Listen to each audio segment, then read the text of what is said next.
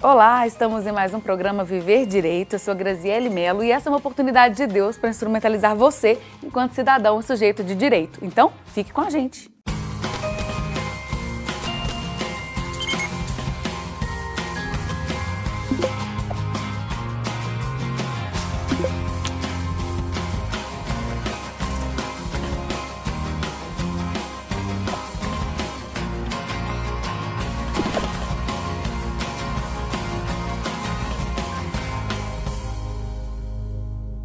No programa Viver Direito de hoje, sempre com um convidado especial, estamos com a Núbia de Paula, que é advogada, professora universitária, doutora em Direito, e para mim é um prazer tê-la aqui, porque foi a minha professora.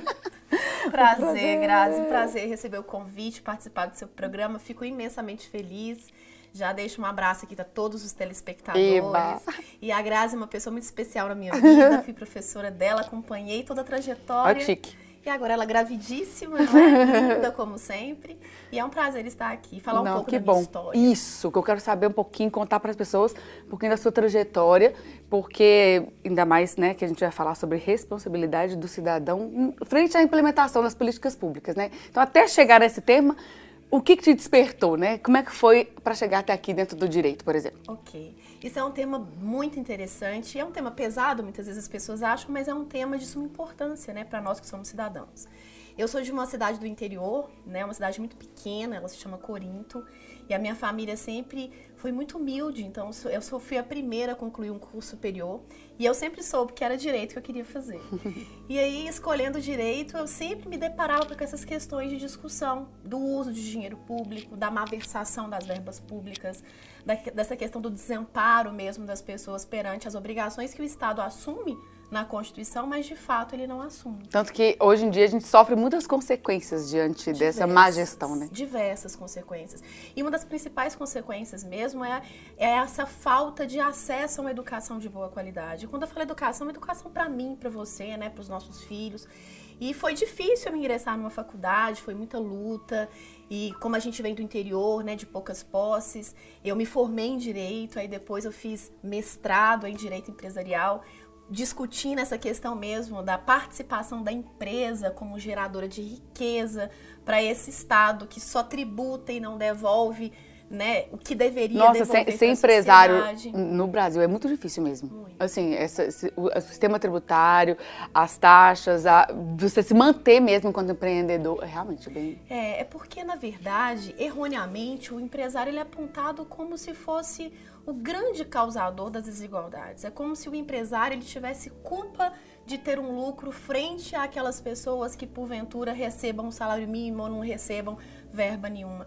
Mas, na verdade, sem os empresários, a gente não tem uma economia forte, né? Porque se o governo valoriza as empresas, automaticamente ele vai ter o retorno de volta disso, né? E há solução para isso ainda? Nossa! É possível? Eu acho que é tantos problemas, né, Grazi, que a gente não sabe aonde apagar esse fogo.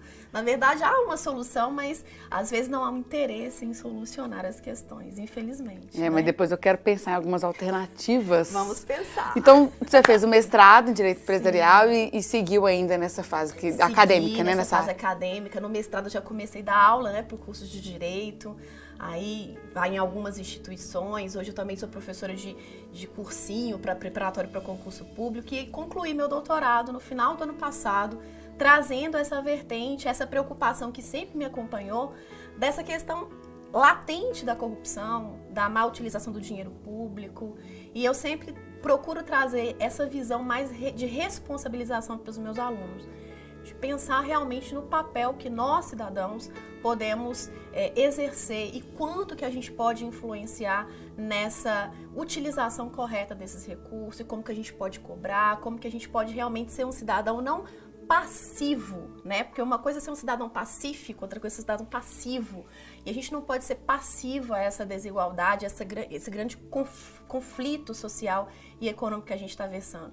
Realmente é muito complexo, né, Grazi? Ainda mais agora, essa época de eleições, as pessoas se sentem, né, compelidas a tomar uma atitude, mas essa atitude ela tem que ser realmente muito bem estudada, muito bem pensada. E existem mecanismos também para que possa amparar o cidadão nesse sentido.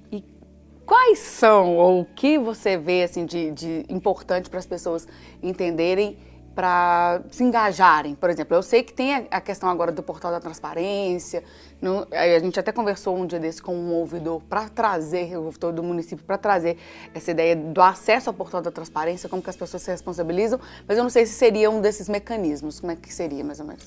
Esse mecanismo do portal da transparência, ele é espetacular, né? Porque há muito tempo o Estado, ele achava que, quando eu digo Estado, são gestores públicos, eles consideravam que eles não precisavam prestar contas do dinheiro que eles, na verdade, utilizavam. Você votou em mim, eu já sou responsável, eu estou aqui com representatividade, então tá bom. E aquela visão errônea de que dinheiro público é dinheiro de ninguém. Na verdade, dinheiro público é dinheiro de todos nós. E pelo portal da transparência, que foi uma obrigatoriedade que já constava da Constituição, mas que não havia implementação, o Estado tornou efetivo essa obrigação constitucional. Então não foi um favor que o Estado fez pra gente, foi o cumprimento mesmo de uma determinação de lei, de colocar realmente os ganhos, os salários, os subsídios de todos os seus servidores, os usos com as verbas, para que nós, cidadãos, pudéssemos fiscalizar. Porque é muito interessante você tocar nesse ponto, Grazi. Sempre houve aquele ditado de que o cidadão ele tinha um papel muito importante na ingerência, na fiscalização desse dinheiro público. Mas o cidadão não sabia para onde que ia esse dinheiro. E também nem como fiscalizar, porque a gente se sente sem esse poder que é nosso. Mas como exercer essa fiscalização? E aí a gente acha que esse poder de exercer fiscalização, ele está só através das medidas judiciais. Só que, infelizmente, a gente sabe que o judiciário hoje está atolado de ações, né? Os juízes não conseguem julgar as demandas urgentes, então, de concessão de medicamentos, por exemplo, de alto custo, ou mesmo acesso à educação. Isso é complexo quando você leva essa demanda a mais para o judiciário.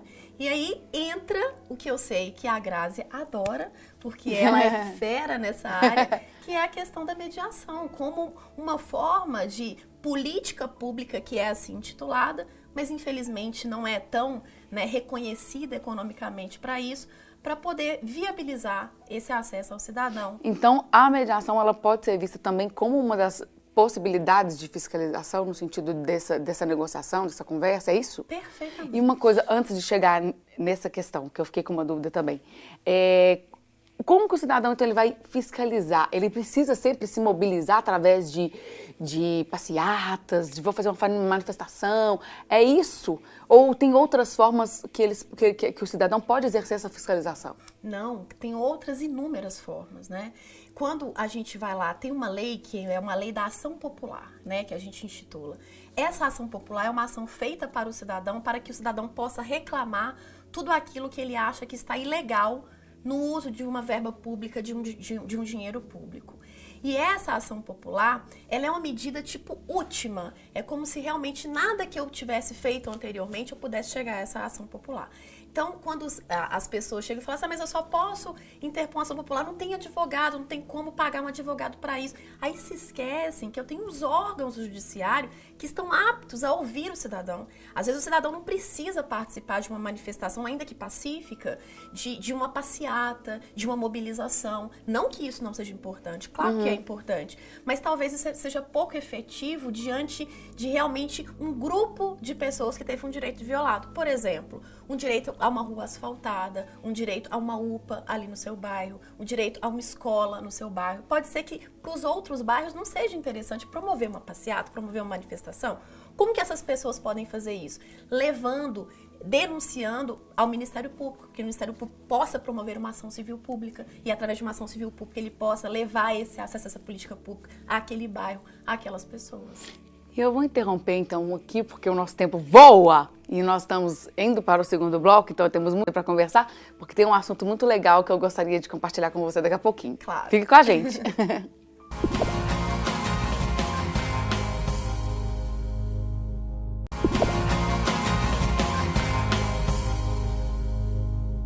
De volta com a professora Núbia de Paula, falando sobre a responsabilidade do cidadão na implementação das políticas públicas. E foi mais ou menos nesse momento que a gente parou mesmo, né, do tema em si.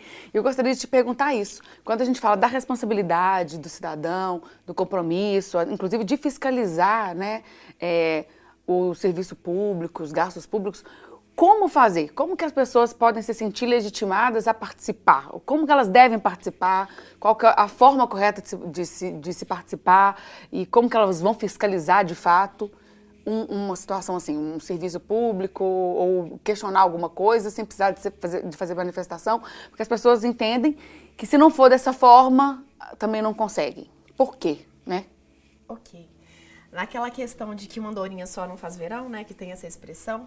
Só que, às vezes, muitas andorinhas que não sabem para onde que elas vão voar também não vai fazer a mesma coisa. Tem isso. Então, essas manifestações que elas não têm um objetivo e que as pessoas realmente não se organizam de uma maneira a coadunar ideias, a reunir o que é de comum acordo para todos. Então, acho que se fosse para colocar etapas, porque a gente ser bem operacional, ótimo. A primeira coisa é se reunir, seja na associação do bairro. Reunir pessoas que têm os mesmos interesses. Os mesmos interesses. E ver. Isso não tem problema de ser quantas mínimo? Não precisa. 2, 3, 4, 1000 pessoas. Mas à medida que tem 1000 pessoas, as 1000 pessoas elas não serão ouvidas. Por exemplo, o que objetiva você, enquanto cidadão, ver o seu direito realizado ou pelo menos escutado pela administração pública? Chegar até a administração pública.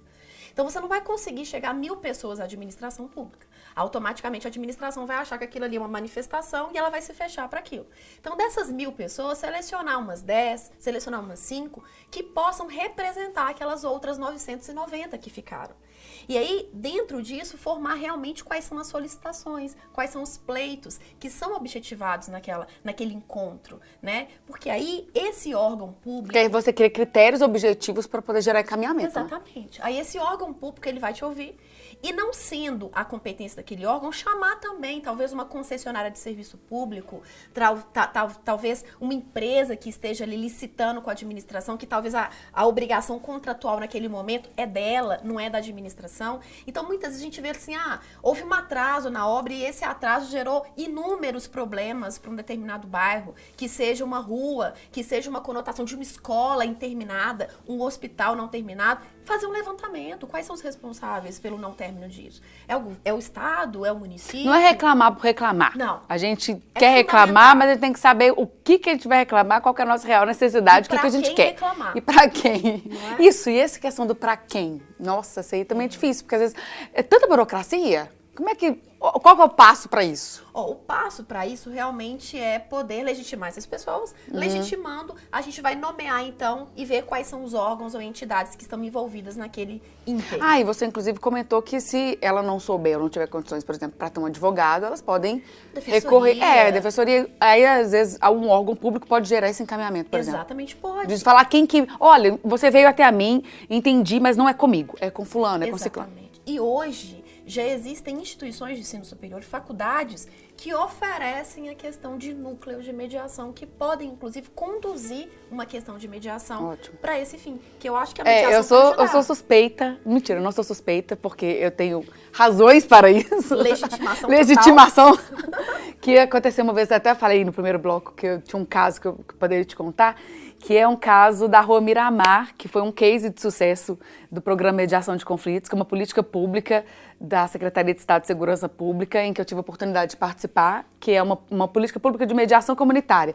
Aí tinha uma rua, que eles tinham, a rua era de terra, e eles tinham acabado de asfaltar, a prefeitura tinha acabado de asfaltar a rua, veio a Copasa para poder fazer uma obra por causa daquele onça, né? E aí estragou a rua, consequentemente, por causa dessa obra. E na hora de arrumar, a Copasa passava para a prefeitura passava para a Copasa, e no fim das contas ninguém arrumava nada. E aí o que a gente fez para poder até legitimar essas pessoas, empoderar essas pessoas que também eram simples, não sabiam o que fazer, e o nosso papel era tanto de técnico, analista de direito, quanto de mediador. A gente ajudou essas pessoas a se empoderarem, porque era uma rua inteira.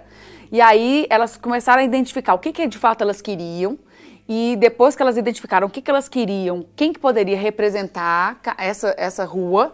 Então nós vamos escolher 5 moradores que vão representar a rua. As demandas são essa, porque a gente ajudou a criar uma agenda de demandas. E depois que a gente criou a agenda de demandas, convidamos a Copasa, convidamos a prefeitura, fizemos uma mediação, né, multipartes, uma mediação realmente coletiva. E foi lindo, porque a gente conseguiu realmente caminhar com o caso e cada um com a sua responsabilidade conseguiu fluir, deu tudo certo, no fim das contas. Eu acho que muito mais do que grito, você falar com propriedade é essencial. E se você não consegue falar com propriedade porque você se sente, né, humilde na questão de conhecimento jurídico, existem inúmeros órgãos de assistência judiciária, nas próprias faculdades existem E isso é uma política pública. Não é uma política pública. Essa, Exatamente. Né? Nas próprias faculdades, a Defensoria Pública está aberta para isso. Hoje os próprios tribunais já encontram esses núcleos, não é? Que podem também ajudar nessa questão da mediação. Então, acho que a população ela tem que se atentar para isso. Nós, cidadãos, temos que se atentar para isso. O judiciário, ele é uma forma de resolver o conflito, mas não é a única. Então, não é tudo que eu tenho que levar para o judiciário, porque demora e às vezes até porque tem coisa que ele não vai dar conta. Exatamente. Então, hoje a gente chama de sistema multiportas. Existem várias portas para se resolver uma questão e a justiça acaba sendo uma alternativa e não os outros métodos alternativos. Exatamente. A justiça, na verdade, é o último caso, né? Não deu para resolver conversando, não deu para resolver conciliando, não deu para resolver com alguém decidindo de uma maneira extrajudicial, então vamos tentar a justiça? Enfim, né? Justiça formal. E antes de a gente terminar, nós temos aqui a oportunidade de apresentar o livro que vai ser lançado no dia 15 de setembro, da professora Núbia, que fala do alcance da dissolução compulsória da pessoa jurídica na lei anticorrupção. E um minutinho, dá um recado para as pessoas sobre esse livro. O tema parece difícil, mas não é. Na verdade, o tema é como combater a corrupção. Nossa! Quais os mecanismos que eu posso utilizar para combater a corrupção?